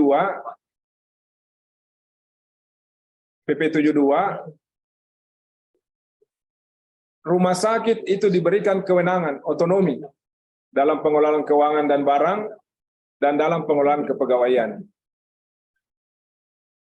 Otonomi dalam pengelolaan keuangan, ya, sebagai PPTK, direkturnya dan juga diberikan kewenangan selain sebagai PPTK, yang mana kewenangan yang diberikan itu yang diatur dalam PP 72 itu adalah kewenangan sesungguhnya sebagai KPA, kalau kita cermati. Kemudian dalam urusan kepegawaian, diatur dalam PP 72 bahwa direktur rumah sakit itu berwenang dalam mengusulkan pengangkatan, pemindahan, dan pemberhentian pegawai di lingkup rumah sakitnya.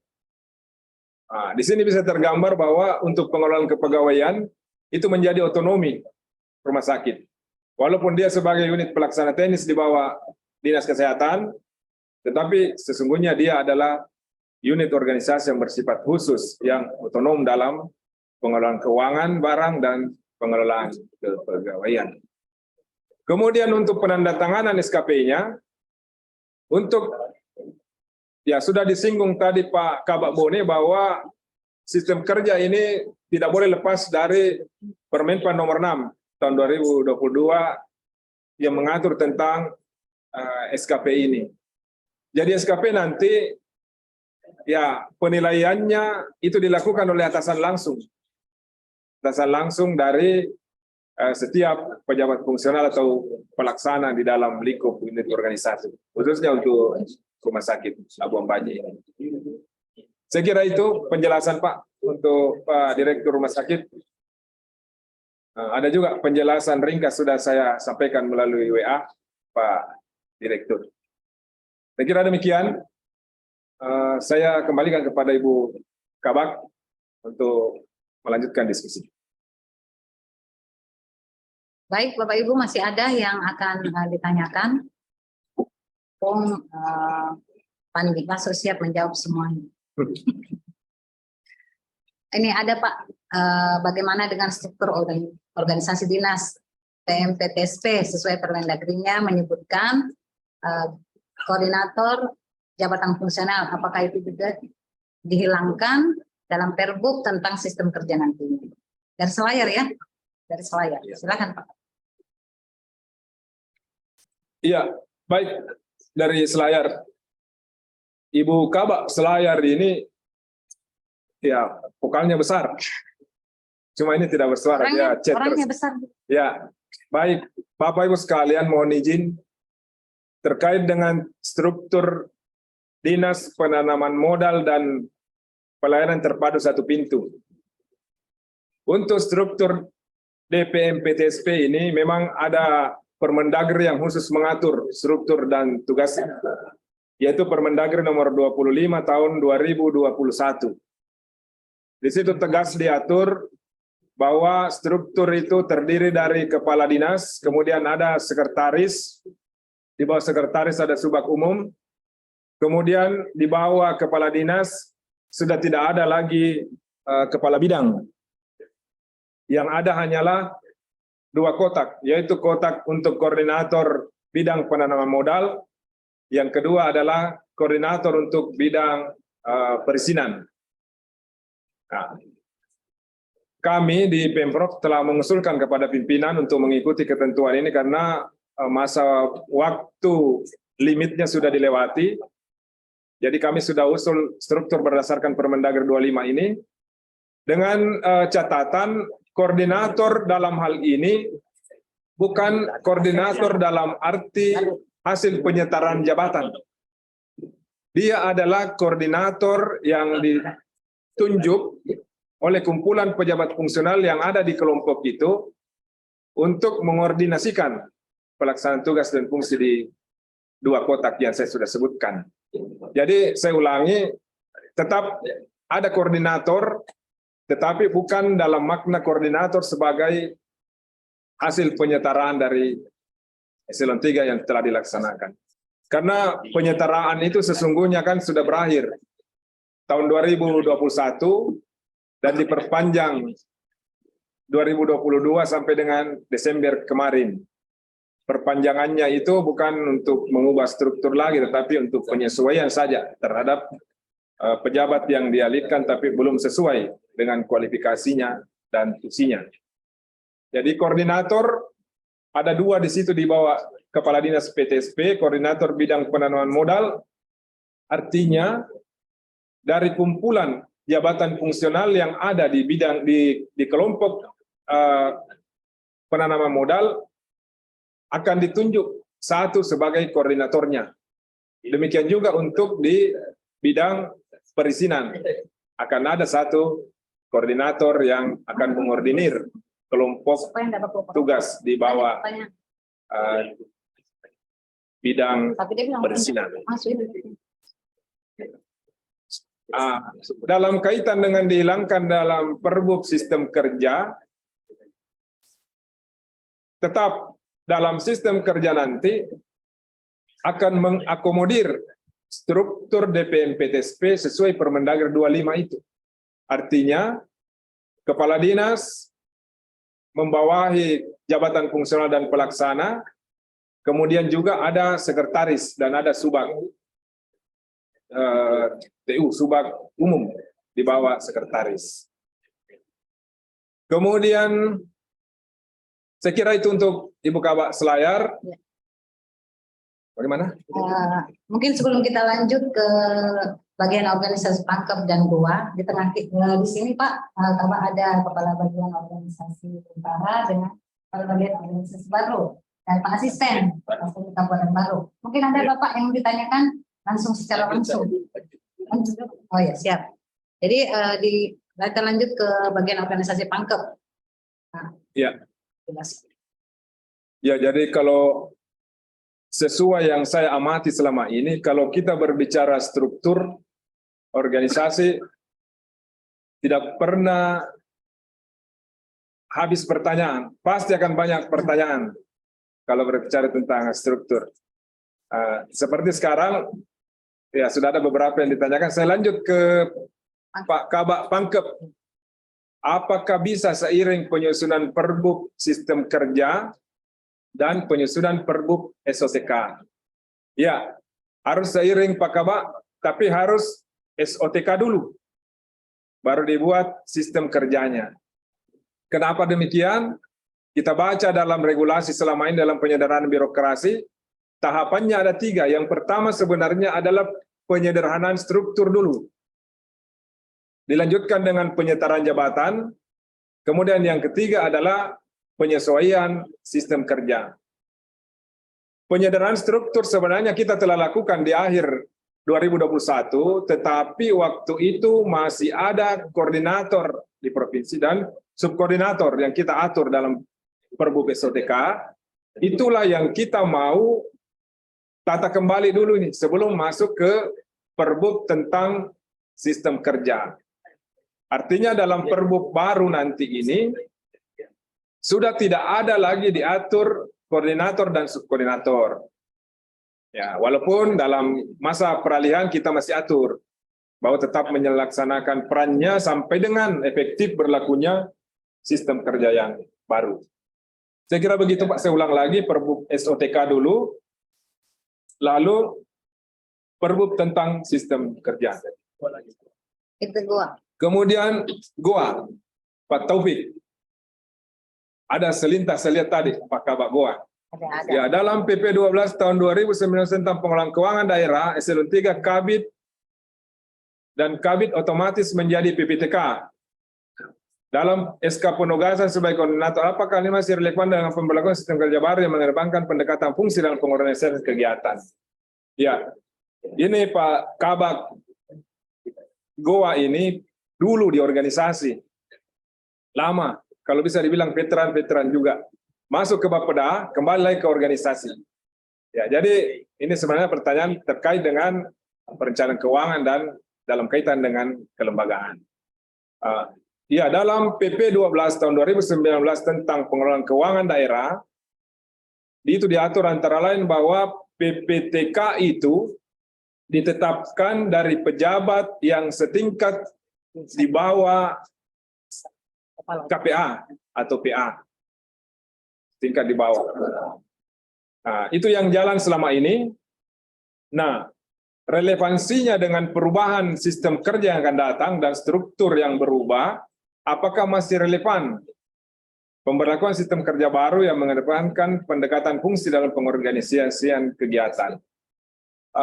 Saya jelaskan bahwa aturan dasarnya itu PPTK ditetapkan yaitu pejabat setingkat di bawah KPA atau di bawah PA.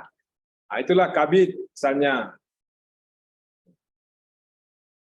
Dalam PP juga diatur, PP 12 2019 tersebut bahwa apabila tidak terdapat pejabat struktural, maka pejabat fungsional bisa ditetapkan sebagai PPTK yang kriterianya ditetapkan oleh kepala daerah. Oleh karena itu, ya tetap relevan Pak Taufik, karena pejabat fungsional bisa saja ditetapkan sebagai PPTK dengan kriteria tadi, dengan ketentuan akan dibuatkan dulu kriteria-kriteria yang ditetapkan oleh kepala daerah. Artinya tetap relevan untuk jabatan fungsional sebagai PPTK. Ya, masih ada? Saya kira untuk GOAS demikian. Terima kasih. Kalau masih ada chat, saya akan berusaha untuk memberikan respon. Dari Bone. Ya, silakan. Bone, saya bisa Bu? Silakan Pak. Ya, Bu Kabak dan Pak Kabak, kami di pemerintah Kabupaten Bone telah melaksanakan ini dan ternyata di perjalanannya itu kami menemukan hal-hal yang perlu dilakukan, dibicarakan bersama. Contoh misalnya begini Pak, bagaimana caranya mengontrol orang yang mendapatkan misalnya satu orang ini ada di Bapeda itu itu diperebutkan semua untuk masuk menjadi tim kerja begitu. Karena ini anak sudah ditahu bahwa kalau ini anak yang kerja ini selesai barang ini. Ya, jadi saya komunikasikan dan kami tuangkan di lampiran keputusan itu bahwa untuk saat ini kontrol itu atasan langsungnya sudah sampai di mana, seberapa yang bisa dikerja. Artinya saya sharing ini pengalaman kami dalam penerapannya itu. Perlu ditetapkan ditetapkan bahwa sampai berapa tim kerja yang bisa masuki. Nah, saya hubungkan ke durasi kewajiban PNS dalam bekerja, bahwa setiap PNS itu dia bisa bekerja itu 4 jam setengah dalam 1 hari, efektifnya itu 4 jam setengah. Jadi masih kontrolnya seperti itu. Jadi bagaimana kalau di tingkat provinsi itu, apakah ada dituangkan dalam peraturan gubernur itu sampai seberapa tim kerja yang boleh dimasuki ini. Kemudian bagaimana cara mengantisipasi orang yang tidak digunakan, Ibu Kabak dengan Pak Kabak gitu. Karena ini tim kerja ini lebih condong ini tidak melihat jabatan, tapi melihat orang ini. Bilang, kalau ini selesai pekerjaan ini. Tapi tidak pekerjaan jabatan yang dibutuhkan. Padahal seharusnya dalam menyusun tim kerja itu jabatan yang harus dilihat. Misalnya membuat aplikasi. Tidak mungkin saya minta bilang, ada penyuluh pertanian Pak, tapi dia connect sekali kalau aplikasi, pinter Ki. Bisa tidak saya masukkan tim kerja itu, padahal dia jabatannya penyuluh pertanian. Nah ini agak sedikit. Saya bilang, kalau saya sebetulnya tim kerja itu membuat kita fleksibilitas. Siapa yang tim kerja yang kita pilih. Tapi kalau kita buka ruang seperti itu, nah bisa juga ini ada orang-orang di kantor, demonstrasi kan, tidak ada yang mau kasih masuk di dalam tim kerja. Bilang, jangan kasih masuk. Di otaknya itu, uang saja di otaknya itu. Ya, nah ini untuk mengantisipasi. Kemudian Bapak Ibu yang kami hormati, kami telah komunikasikan juga ke Badan Keuangan terkait dengan standar harga, apakah ada honorarium yang bisa dimasukkan dalam tim kerja ini. Dan sampai dia bilang, ada juga saya dengar kalau sosialisasi ke perangkat daerah bilang, astagfirullah, sedangkan pekerjaanku di kantor ini pada selesai, nah mau lagi dipakai kantor lain. Lebih baik sepulang tidur saja itu. Nah, sama di TPP ku. Ada gajiku. Seandainya saya dapat honor di kantor lain, saya bisa masuk tim kerjanya. Nah, ini perlu jadi pertimbangan juga. Artinya, ini yang saya dapatkan di lapangan, Pak, ini. Dalam rangka sosialisasiku itu. Jadi, orang fleksibilitas di mana yang mau digunakan. Kemudian, kalau bisa Ibu Widya sebagai perbandingan dari Kabupaten Bone, bisa tidak perancangan peraturan gubernurnya itu ditampilkan bagaimana modelnya itu Pak, surat tugas, surat penugasan, surat tugas. Karena kalau di Bone, Bu Widya, surat tugas yang kami berikan itu misalnya setiap yang mau mengajukan itu untuk permintaan di kantorku itu, kalau ada yang minta tenaga, dia harus cantumkan tanggal berapa sampai tanggal berapa. Kemudian ada honornya atau tidak ada. Kemudian jenis pekerjaannya ada atau tidak. Artinya kalau dia tidak cocok dengan spek yang saya diajukan, saya bisa menolak. Bilang, oh bukan, berarti kau lihat orang ini, kemenakan ke sepupu kah atau apakah begitu. Nah itu yang kami masukkan dalam rancangan peraturan bupati kami itu. Nah, kalau di Pergub itu gimana Bu Widya atau tampilannya? Bisa ditampilkan lampiran-lampiran rancangan Pergubnya. Terima kasih Bu. Sekian. Assalamualaikum warahmatullahi wabarakatuh. Terima kasih Pak Bone. Jadi tidak langsung Pak Bapak menunjuk bahwa siapa yang masuk tim kerjanya dari OPD lain. Ada surat permintaan dan ada surat penugasan. Jadi tergantung lagi kepala OPD-nya. Walaupun mungkin dia kinerjanya bagus cara pekerjaan dia tahu itu, tapi mungkin dia lambat masuk, tidak bisa dihubungi atau ada kendalanya pada hari itu, maka yang ditugaskanlah orang yang memang dapat melaksanakan tugas itu. Kami akan tampilkan rancangan contoh surat penugasan dan permintaan dari OPD untuk meminta membantu menjadi tim kerja Pak. Ya, silakan Pak, dilihat. Honor itu kan tidak butuh. Kembali ke kegiatan Iya. masing-masing. Dan macam-macam kalau kemudian itu sekolah honor. Nanti kembali ke Ya, nanti ini bisa di-share Pak Kabak. Ini contoh-contohnya untuk ditampilkan di kami. Dan terkait honor itu tergantung dari kebijakan OPD, kebijakan dari pimpinan masing-masing. Dan selain itu, walaupun mungkin dia tidak dapat honor kan, walaupun dia pejabat fungsional atau dia fungsional, merupakan nilai tambah bagi poin mereka untuk kenaikan pangkat. Angka kreditnya. Bu Kabak, kalau di provinsi di mana emang absen itu tim kerja itu, Bu? Karena itu yang jadi diskusi juga di sini, di mana Kak mang absen gitu. Misalnya di dinas A dengan dinas B begitu. Nah, kalau di Bone itu kami absennya di manual di tempat tujuan tim kerjanya itu, Bu, karena kami belum connect antara yang satu dengan yang lain gitu, Bu. Jadi di tempat masing-masing Pak, OPD-nya tersendiri karena mereka punya surat tugas. Di surat tugasnya itu di absen itu kan kelihatan bahwa dia melaksanakan tugas ini pada hari itu jam begini tanggal begini. Itu. Ya, bisa juga lewat Smart Office Pak, karena Smart Office untuk surat penugasan itu di provinsi itu.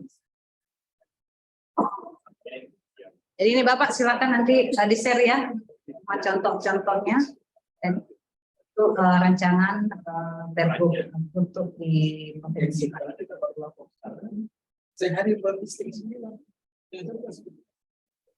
Jadi bisa jadi Pak, tidak ada alasan bahwa itu terus menjadi tim kerja, karena kita tidak pernah tahu bahwa apakah yang ditunjuk itu ada kendalanya atau yang ditunjuk itu ada penugasan lain. Dan mungkin Pan bertabrakan Pak, dia bagi dua badannya. Jadi itu tergantung dari kepala OPD menunjuk bahwa hari ini yang bertugas sesuai dengan permintaan dari OPD, lintas OPD yang akan menggunakan tim kerja tersebut. Baik Pak, ada lagi? Bu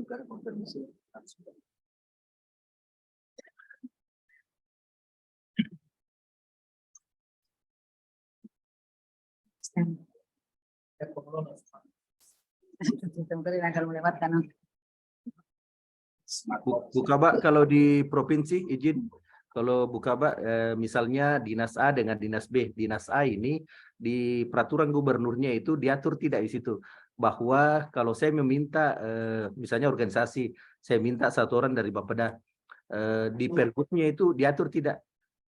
Kalau Anda mau masukkan dari kantor lain harus 1 bulan minimal gitu. Dalam rangka ini SKP ini hubungannya. Bisa tidak itu 2 minggu saja begitu atau 10 hari, bisa tidak? Jadi tidak ada waktunya Pak. Jadi kapan kita mau gunakan, misalnya minggu depan kita ada kegiatan terkait dengan sosialisasi sistem kerja. Saya meminta tim dari misalnya Dinas Kopom untuk membantu.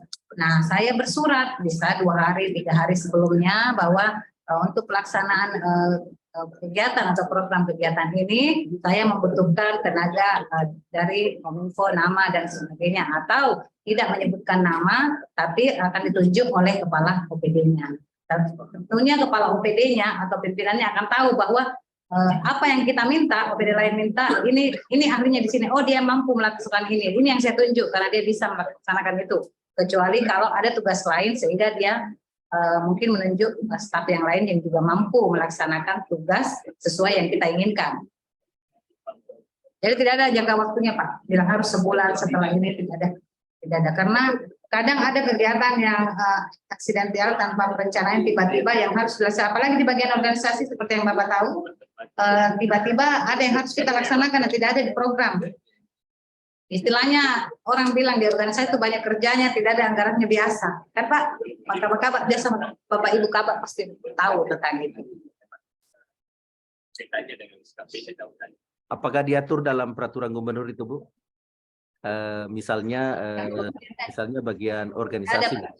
Di Permenpan, iya tidak. Di Jadi misalnya saya menggunakan selama 7 hari itu kan pimpinan pemilik kinerja ini yang memberikan penilaian kinerja dan kepada yang instansi pengirimnya gitu. Jadi selama 7 hari itu saja sesuai ekspektasi, di atas ekspektasi atau di bawah ekspektasi sampai segitu. Karena di Kabupaten Bone seperti itu, Bu. Apakah benar mito atau tidak itu? Ya, saya sudah cocok. Cocok. Benar itu Pak. Ya, karena tetap. Tapi kemarin itu kita juga koordinasi Kemenpan terkait dengan penilaian kinerja. Kita kan bertanya apa fungsinya itu kepala bagian. atau sub bagian di tempat atau misalnya kita di biro kan. Nah itu apakah bisa menilai ternyata bisa meminta pendapat dari kepala bagian atau sub bagian terkait dengan penilaian dan menyarankan kepada pimpinan OPD. Itu yang jadi kadang kita menganggap bahwa apa gunanya ini kepala bagian atau sub bagian yang ada di yang OPD yang ada kepala bagiannya. Ternyata untuk penilaian kinerjanya bisa mendapatkan saran atau masukan dari kepala bagian atau sub bagian untuk pejabat di bawahnya, staf di bawahnya. Itu Pak. Jadi bisa ditanya, Pandi Baso, bagaimana kerjanya stafnya? Kepala biro bisa bertanya ke Pandi Baso. Dan mungkin kepala biro langsung tahu bahwa stafnya Pandi Baso itu semua bagus kerjanya. Karena kepala biro kan banyak yang kerja yang lain. Jadi bisa meminta saran dari kepala bagian terkait dengan kinerja dari staf. Silakan. Saya membaca di chat dari bagian organisasi faktor. Sistem kerja ini akan melewatkan orang yang tidak mau dan tidak bisa. Ya betul. Karena filosofi dari sistem kerja ini adalah bagaimana seorang ASN, baik itu tenaga fungsional, lebih utama tenaga fungsional, untuk lebih meningkatkan kapasitas dirinya. Ya. Tentu tim yang terbentuk ini mau tim yang solid, tim yang bisa bekerja dengan baik. Kalau dia tidak bisa bekerja dengan baik, untuk apa dikasih masuk tim? Nah, itu artinya bahwa yang tidak bisa bekerja, kredit poinnya akan segitu-gitu aja. Dia akan susah untuk naik pangkat. Tergantung kepada individu tenaga fungsional. Saya kira begitu dari Pak Kok.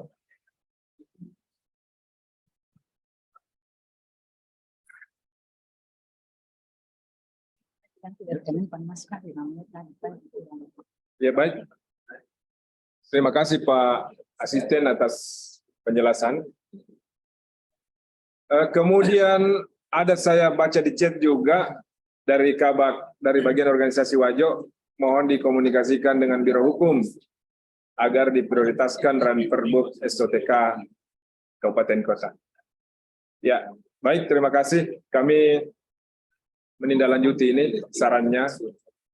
Mudah-mudahan dalam waktu yang tidak lama kita sudah rampungkan semua perbuk tentang struktur organisasi seluruh kabupaten kota Sulawesi Selatan. Kemudian masih ada yang perlu didiskusikan sebelum 5 menit lagi mereka masuk. Sebelum narasumber dari Kemenpan bergabung. Saya persilakan kalau masih ada. Pak Kabak, Utara Pak. Iya, silakan. Pak Kabak. Ya, terima kasih.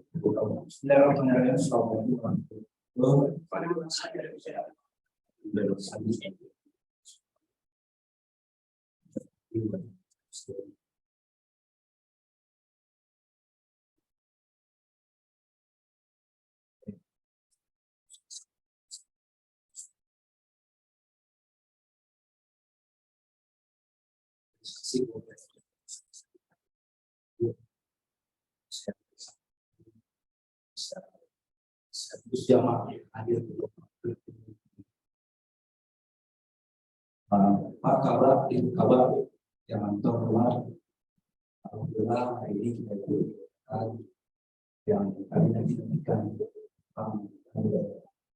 Karena ini adalah satu rangkaian yang menjadikan hasil proses sosial.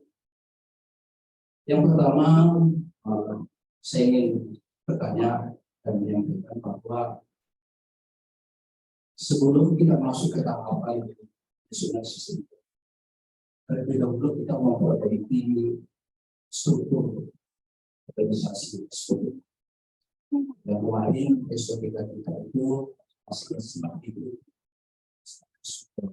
Kalau ini tidak mau berubah, jadi perlu. Ada satu pertanyaan Pak Kabar. Di dalam SOP kita nanti ini sudah jabatan fungsional ini tidak ada lagi yang berhubungan di atas step. Artinya, katakanlah misalkan jabatan penyusunan yang masih di atas step. Apakah semua di bawah? Hasil penyataan semua di bawah atau enggak?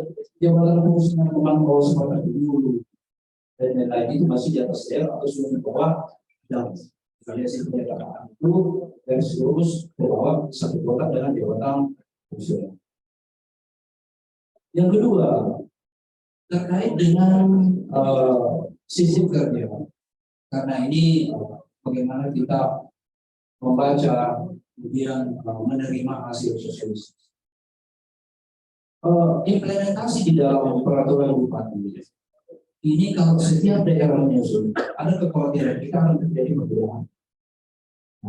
Pada forum ini, pada kesempatan ini, kami sangat berharap nantinya kiranya ada satu panduan atau pedoman, katakanlah seperti dari bonek ini suatu yang jadi hal yang langkah maju bonek kita harus dulu untuk bonek luar biasa. Bonek sudah mendahului profesi baru menyusul ini sudah jadi, sudah sosialisasi. Maksudnya seperti ini, nantinya ada satu percontohan untuk kabupaten kota. Ini yang kita jadikan acuan untuk kabupaten yang lain sehingga sistem kerja bagi kabupaten kota itu sama sesuai. Ini penting. Karena kan firmannya hanya satu, firmannya hanya Kemenpan 7/2022. Saya kira demikian Pak Kabar, Ibu Kabar, terima kasih. Assalamualaikum warahmatullahi wabarakatuh. Waalaikumsalam. Ya baik, saya langsung merespon Pak Kabak-Lu Utara. Yang pertama tadi mengenai kedudukan dari pejabat fungsional. Selesai. Pertanyaannya apakah langsung semua di bawah kepala OPD atau terdistribusi ke jabatan pimpinan tinggi pertama, administrator dan pengawas. Ya baik Pak Kabak, saya mohon izin, sudah saya jelaskan di awal tadi bahwa dalam penerapan sistem kerja baru, itu memang harus kita tetapkan kedudukan dari setiap pejabat fungsional maupun pelaksana. Kedudukan ini menjadi salah satu item dari mekanisme kerja dari 5 item yang lain. Jadi memang harus kita buat penetapan kedudukan. Saya sudah sampaikan tadi bahwa berdasarkan struktur organisasi yang telah kita tetapkan, itulah yang menjadi dasar kita untuk selanjutnya membuat peta jabatan. Peta jabatan ini berisi kedudukan dari masing-masing pegawai di dalam struktur organisasi tersebut. Misalnya untuk di bawah bidang yang sudah hilang seksinya, di situ harus jelas jabatan apa yang ada di bawah bidang itu, jabatan fungsional maupun pelaksana. Nah, ini sesuai dengan PP di PP 11 2017 tentang manajemen PNS, bahwa pejabat fungsional itu ditempatkan atau berada di bawah jabatan pimpinan tinggi madya, jabatan pimpinan tinggi pratama, administrator, dan pengawas. Sesuai dengan keterkaitan tugasnya. Jadi misalnya fungsional penyuluh tadi, penyuluh pertanian misalnya, itu tentunya nanti berada di bawah bidang yang berkaitan dengan tugas penyuluhan pertanian di OPD yang bersangkutan. Sama juga tadi untuk di dinas, yang di bawah sekretaris misalnya adalah jabatan fungsional dan pelaksana yang memang bidang tugasnya mendukung pelaksanaan tugas kesekretariatan. Kemudian yang di bawah bidang, itu yang mendukung pelaksanaan tugas secara teknis untuk bidang-bidang sesuai dengan jabatan yang ada. Jadi harus terdistribusi, Pak. Ada di bawah JPT atau kepala dinas, ada di bawah kepala bidang, kemudian ya tentunya ada di bawah pengawas. Hanya saya sudah jelaskan juga bahwa untuk yang di bawah pengawas masih perlu kita diskusi dengan Kemenpan RB. Ketika pengawas itu bukan sebagai atasan langsung atau eselon 4 itu bukan sebagai atasan langsung, perlu kita clearkan apakah masih membawahi jabatan fungsional atau pengawas. Karena bukan sebagai atasan langsung. Nah, dalam pembagiannya untuk sementara hasil konsultasi kami dengan Kemenpan RB untuk jabatan fungsional yang jenjangnya sama atau lebih tinggi daripada pejabat administrasi, dia kita dorong langsung di bawah kepala dinas. Sesuai dengan hasil konsultasi kami. Kami sudah konfirmasi bahwa kan di PP diatur bahwa jabatan fungsional itu bisa berada di bawah JPT, administrator dan pengawas sesuai dengan keterkaitan tugas. Tetapi oleh Kemenpan RB kami dikasih arahan bahwa perhatikan jenjangnya.